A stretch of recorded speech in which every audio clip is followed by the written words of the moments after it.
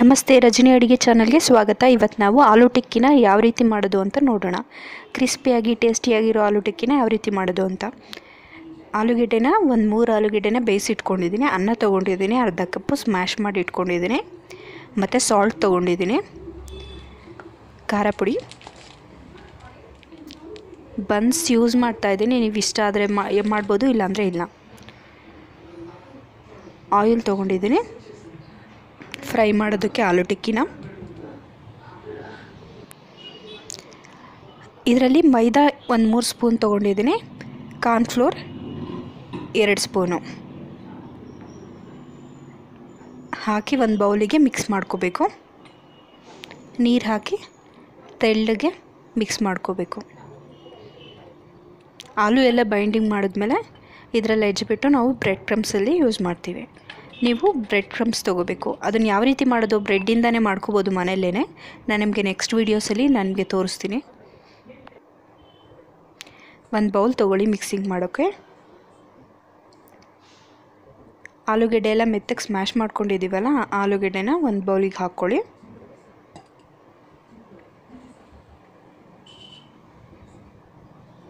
ಎಲ್ಲ ಮೆತ್ತಗಾಗಿರಬೇಕು ಆಲೂಗೆಡ್ಡೆ, ಗಂಟು ಇಲ್ದಂಗೆ.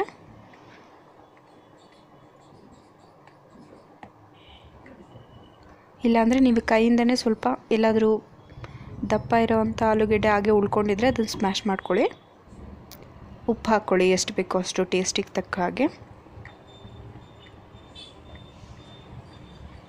ಇದು ಮಕ್ಕಳಿಗೆ ಆಲೂ ಟಿಕ್ಕಿ ಈವ್ನಿಂಗ್ ಟೈಮ್ ಸ್ನ್ಯಾಕ್ಸಿಗೆ ತುಂಬಾ ಚೆನ್ನಾಗಿರುತ್ತೆ. ನೀವು ಇದನ್ನು ಬನ್ ಜೊತೆ, ಬ್ರೆಡ್ ಜೊತೆ ಬೇಕಾದ್ರೂ ಕೊಡ್ಬೋದು.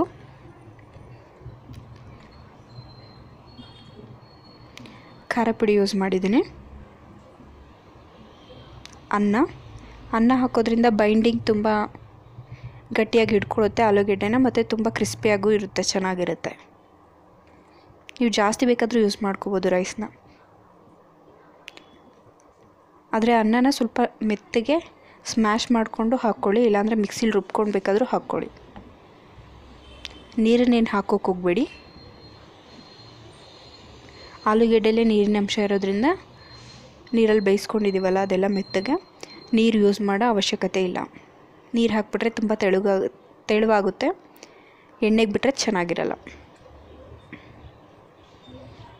ಎಲ್ಲ ನೀಟಾಗಿ ಕಲಿಸ್ಕೊಳ್ಳಿ. ನೋಡಿ,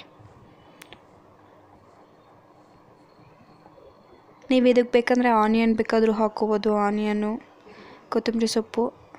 ಆಯಿಲ್ನ 2 ಕೈಗೂ ಹಚ್ಕೊಂಡು ಬಾಲ್ಸ್ ಮಾಡ್ಕೊಳ್ಳಿ. ನಿಮ್ಗೆ ಯಾವ ಸೈಜಲ್ಲಿ ಬೇಕೋ ಆಲೂ ಟಿಕ್ಕಿ. ದಪ್ಪ ಬೇಕಂದರೆ ದಪ್ಪ, ಸ್ವಲ್ಪ ತೆಳು ಅಂದರೆ ತೆಳು. ತುಂಬಾ ತೆಳ್ಳಗಿದ್ರೆ ಆಲೂ ಟಿಕ್ಕಿ ಚೆನ್ನಾಗಿರಲ್ಲ.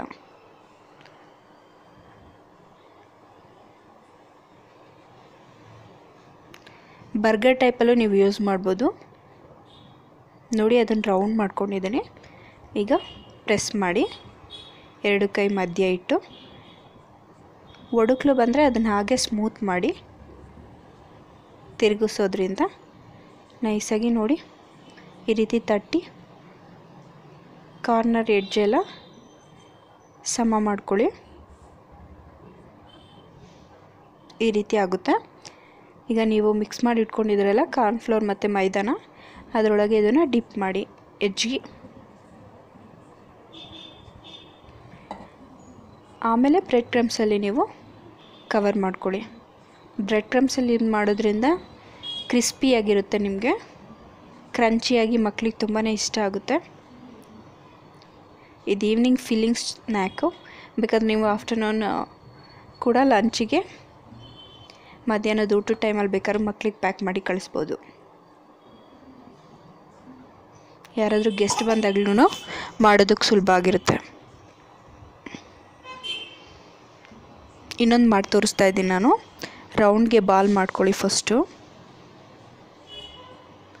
ಬಾಲ್ ಶೇಪಲ್ಲಿ ಮಾಡ್ಕೊಳ್ಳಿ, ಆಮೇಲೆ ಅದನ್ನು ತಟ್ಕೊಳ್ಳಿ.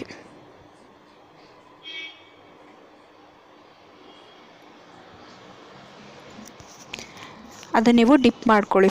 ಆಮೇಲೆ ಮಿಕ್ಸ್ಚರ್ ಮಾಡಿಟ್ಕೊಂಡಿದ್ದೀವಲ್ಲ ಮೈದಾ ಮತ್ತು ಕಾರ್ನ್ಫ್ಲೋರ್ದು,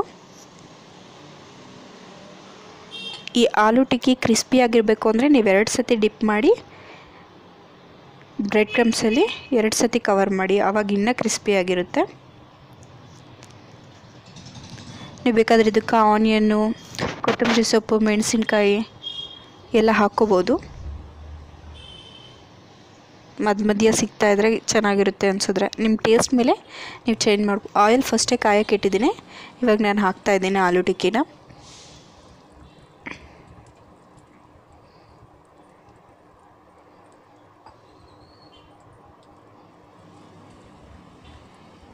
ನಿಧಾನವಾಗಿ ಹಾಕಿ ಮೀಡಿಯಮ್ ಫ್ಲೇಮಲ್ಲಿ ಇಟ್ಕೊಳ್ಳಿ. ನೀವು ಎಣ್ಣೆನ ಹೈ ಫ್ಲೇಮಲ್ಲಿ ಇದ್ದರೆ ಸೀದೋಗೋ ಚಾನ್ಸಸ್ ಇರುತ್ತೆ. ಅದಕ್ಕೆ